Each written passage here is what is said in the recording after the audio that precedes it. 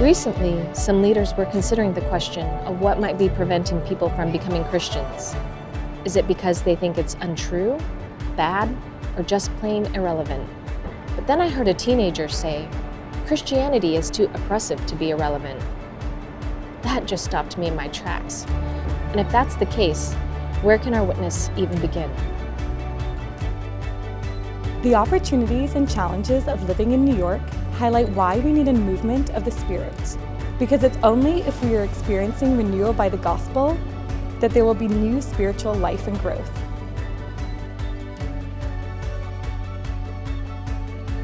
In the Middle East, there are long, dry summers where the ground is baked and the riverbeds run dry. Underneath the parched ground, seeds lie dormant. Each year when the early rains fall and the water starts to penetrate beneath the surface, the seeds germinate and burst forth with carpets of colour. It's a powerful image Scripture draws on of renewal and spiritual life. Similarly, whilst there is so much that's wonderful about New York, it can seem like hard ground spiritually, and we may wonder whether the church can grow in such a context. The story of Redeemer is one of unusual growth in the most challenging of contexts. It was a movement of the Spirit, working through congregation members, and in many ways we can still see the impact today. So as we look ahead for Redeemer Downtown, we are praying that God would do it again.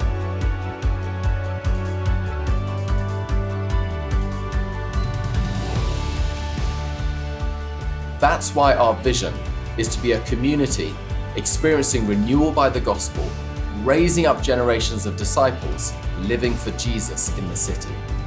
We want to experience renewal by the gospel because we recognize that it's only through spiritual renewal that New York's bedrock can be softened and that seeds of new life can bring growth as people come to know Christ. We want to see this new life lead to raising up generations of disciples. That is, people committed to living for Christ in all facets of city life.